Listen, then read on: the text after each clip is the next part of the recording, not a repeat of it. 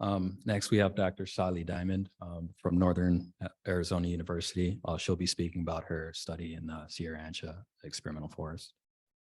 Okay, thank you all for being here this afternoon or this morning for me. Sorry I couldn't be there in person with you today. I'm talking about a brand new study today, and I should caveat that I'm a field hydrologist in a modeling session.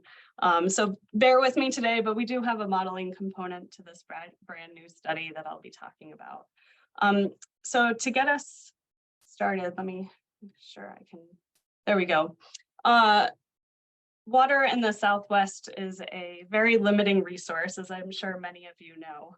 And in the Southwestern United States, we're also in a period of unprecedented drought. So here we have reconstructed soil moisture over the past 1,200 years or so. And you can see in the red bar there that the past 20 years have been very anonymously dry. And this is particularly felt in the Four Corners region of the Southwestern United States. And so what this means, particularly for the forested regions and the high elevation regions of the Southwestern US, is that we have lower rainfall in our summer monsoon precipitation, but also we have lower snowfall. And the snowpack is really important for recharging our deep soil moisture stores. And so this is the soil water that is below around 30 centimeters in the soil profile. And this is really important for the plants during the summer season. So our precipitation is out of phase with our evapotranspiration. So the soil moisture is recharged during the snowmelt period, and the trees are transpiring at their greatest during the summer season, June and July. And so we have lower deep soil moisture storage, and we have greater plant stress during the dry season. And as I'm sure many of you are aware, we have greater wildfire intensity due to this, in part due to this greater plant water stress. And so one of the reasons why in situ forest soil moisture measurements are really important is for predicting some of this plant water stress. I wanted to highlight another reason why in situ forest soil moisture measurements can also be important. And so I'm going to take us away from the Southwest for a little bit and go over to the upper Midwest and look at some long-term soil moisture measurements that I'm not sure very many people are aware of. So these are some data from the Marcel experimental forest in northern Minnesota. And so the Marcel has in situ forest soil moisture measurements that date back to the mid-1960s that go down to about 3 meters in the soil profile. And so here are some data. These are actually precipitation data. And so what we found at the Marcel experimental forest was that there's been no change in total annual precipitation on record in northern Minnesota. And these data that I'm showing are from 1966 to 2014. And so from a hydrologic perspective, when we think about an annual water budget, we typically assume that soil moisture on an annual basis does not change from one year to the next. One of the reasons we do that is because we don't often have in situ soil moisture records on which to base these measurements. However, when we looked at these data from our control watersheds at this site, we found that soil moisture was actually decreasing over time. So we couldn't actually make this assumption that soil moisture was resetting on an annual basis. So we found that over time, we were decreasing our soil water for about 1 centimeter per decade. So we think about this, northern Minnesota is not a water limited ecosystem.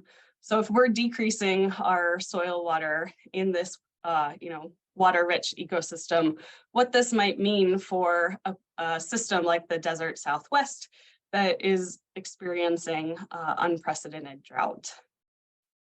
So another reason why in situ forest soil moisture measurements are really important is thinking about management or restoration efforts. So here are some data from northern Arizona looking at forest management or thinning treatments. So here we have in the teal or turquoise color is some thinned forest soil moisture measurements, and the brown or yellow is unthinned data. And these are matrix potential. And so you can see in June and July that we have higher matrix potential in the thinned plots versus the control plots, which are unthinned, have more soil water stress during the dry season. And so here we can make the assumption that the plants in the thinned sites are less stressed than the plants in the control sites. So this is really important for thinking about forest management and forest resiliency in these dryland ecosystems. And so the goal of this new project that I'm working on is thinking about expanding forest soil moisture measurements across northern Arizona and integrating these measurements across larger Arizona and across the greater continental US. And integrating these time series data with geochemical data. So for ecohydrologic measurements, time series data are really important. However, the geochemical data allow us to truly track the hydrologic processes through an ecosystem. And then ultimately, we hope to develop models of vadose hydrology at the Sierra Ancha experimental forest. So Sierra Ancha is located on the edge of the Colorado Plateau on the Mongolian rim. And it is a Mediterranean climate. So when I tell people I live in Arizona, they typically think it's quite hot, but it's much cooler than what people expect. So we have a fair bit of winter precipitation in the form of ephemeral snowpack, and then a summer dry season, and then hopefully a monsoon season, although that typically these days can often be what we call a dry monsoon. So it's high elevation, 2,000 to 2,300 meters in elevation with quartzite and is our underlying geology with some sandstone outcrops in the high elevations. This is a pine fir overstory with some understory that's deciduous vegetation. So there is some historical soil data on the forest. We have entisols near the stream channels and alpha sols up on the ridge tops under our forested vegetation with loams to clays in the subsurface. It's a granular to crumb structure, and like most forested watersheds, it is variable in our soil depth. So some sites are centimeters and upwards of 5 meters deep, and a very, very rocky substrate. Sometimes it's so rocky that we've even had trouble installing our soil moisture sensors at some of the pits we've installed. So we're working in the Workman Creek watersheds. So here's finally a map of where we're located in Arizona. So the Workman Creek watersheds are in the upper reaches of the Sierra Ancha experimental forest. We have 3 study watersheds, the North, Middle, and South Fork, which range from about 100 to 200 hectares in size. And these are old watersheds. The weirs were installed for streamflow records in 1938. And data were collected continuously from 1938 to 1980, sporadically from 1980 to 2000, and then continuously again from 2000 to present. So again, these are experimental watersheds. So the North and the South Fork were set up with typical forest management treatments, and the Middle Fork was established as the control watershed. And the North Fork was initially harvested with riparian wet vegetation harvested first, and then they moved outward to the drier sites. And then the South Fork was a conversion of mixed conifer and hardwoods converted to ponderosa pine. The Coon Creek fire burned all of the watersheds in 2000 to varying levels of severity, with the North Fork being most severe and the South Fork being less severe. So that's when the continuous streamflow records were reestablished. As I mentioned, I've only lived in Arizona for a year, and I've only been working at the field site since this summer. So it's a brand new study with our subsurface instrumentation getting installed only in the past month or so. So what we've been doing at the site is, this is kind of a VADOS study / hydrologic study. So we've been working near the stream channels, collecting all sorts of hydrologic data. Our goal is to really characterize all of the time series hydrologic data, as well as collect physical water samples. So we have in the North Fork, we have 7 monitoring stations in the riparian zone, and then working up the hill slopes near the riparian zone. And in the South Fork, we have 6 monitoring stations, and we actually used up all our equipment in those 2 sites. We found too many great field locations to install, but our plan is to go back into the Middle Fork. And we are installing meter Teros 11 soil moisture sensors. We are at, that gives us 6 ports per logger. So we have close to 60-ish or 66 sensors out on the field sites right now. We're at 15 centimeters, 30 centimeters, and about 70 centimeters at each of our locations. As you can see, we don't get high up in the watershed yet. And actually thinking about the hydro blocks, I'm now kind of thinking where else we need to be on the watersheds. Our plan is to put in shallow piezometers, but we need to wait until we have some wetter soils in order to dig. It's very dry right now, so it's hard to get down into the substrate. We also collect microclimate data. Our plan is to put in lysimeters to get free water when we can. And then we also have some soil moisture sensors higher up in the watershed, which I'll talk about in just a second. Again, kind of like Carlos, I wanted to show some data, but our soil moisture sensors have only been out for a brief period of time, and so we're still waiting for the soil to settle. And we haven't really had any precipitation. As I mentioned, it's been a very dry monsoon so far. But generally, we have drier surface soils right now and wetter as we're getting down into the substrate. And again, I wouldn't rely too much on these soils data because they haven't been out very long. Again, one of the goals is to integrate with some of the other great work that's going on at Sierra Ancha right now. So one of the collaborators is Teki Sankey, who's a remote sensor, who's done really great work characterizing the overstory and canopy vegetation data at the field site. So we have a great understanding of burn severity and some of the overstory characteristics. She's been also working with the new EcoStress satellites. So we're hoping to get some remotely sensed plant data and soil moisture data at the field site. Another collaborator is Joel Biederman with ARS in Tucson. So he has a snowtography station, and we also have a SNOTEL site. Again, this is higher up in the watershed. He has co-located soil moisture sensors, which is why we went with the meter Teros sensors. As part of that study, his postdoc, Ravindra Dwivedi, who's now just started a faculty position at the University of Arizona, has developed a Hydrus 1D vadosone hydrologic model, looking at the infiltration of the ephemeral snowpack into the near surface soil moisture. And again, looking at how this recharges the near surface soil moisture.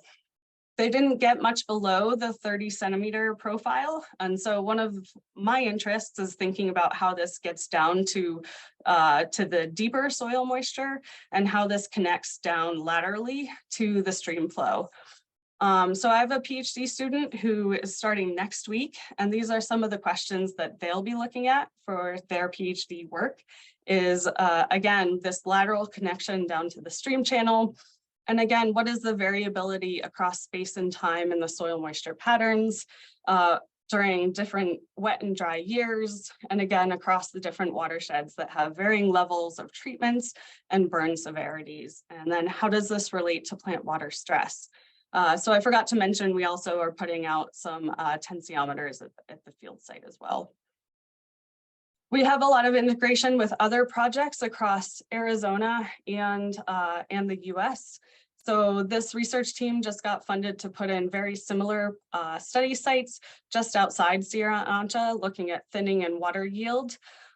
We also do some modeling with soil moisture and litter moisture, looking at connection to burn severity and possible fire spread.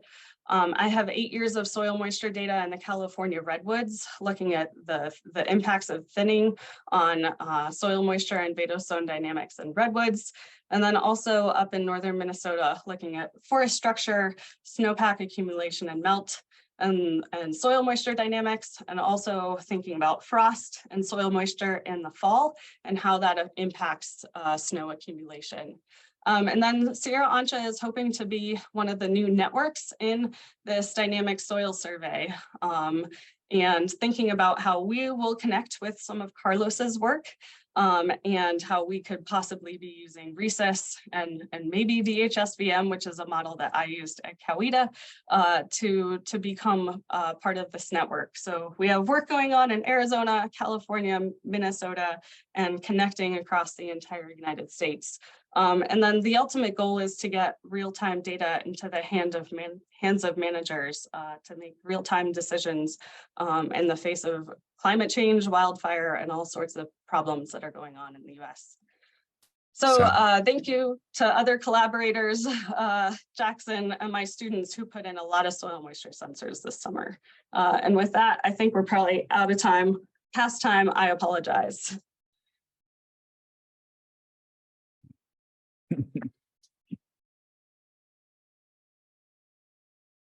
Thank you, Salli. Do we have any questions?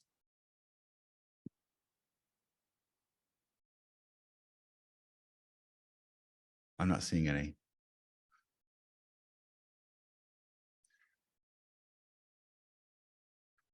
Well, I guess that, oh, Ben has a question.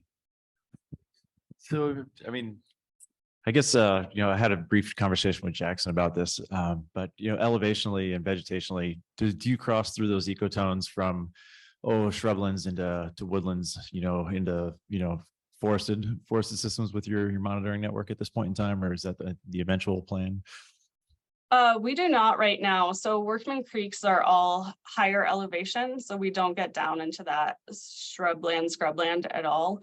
And Jackson works in the juniper and has some new funding to work down in the juniper, but I don't have any plans right now, but it would be interesting to get down into the scrubland as well. But Workman Creek and our gauged watersheds do not get down into that juniper woodland.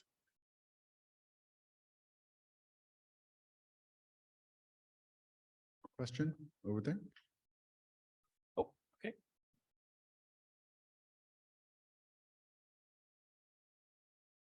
Thank you so much for your presentation. I have a question about the lysimeters you mentioned. Are these systems that you're constructing yourselves, and out of curiosity, how big is the footprint of those lysimeters?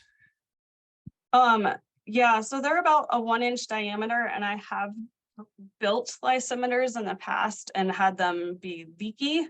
And so we'll be purchasing the lysimeters this time. Just because by the time you spend all the effort building them in the lab and then have them not functional, it's worth the cost to just go ahead and purchase them.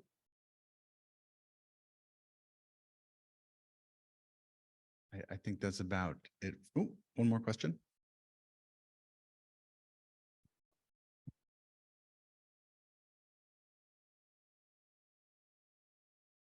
Hey, Salli, this is Lisa Markovchik. I'm in the bio department at NAU. Oh, wonderful. So it's really nice to meet you. And also, nice to meet you. And also we're doing some work that I would love to chat with you about further. So I'll do that offline when I get back. That would be great. Look forward to meeting you in person. Likewise.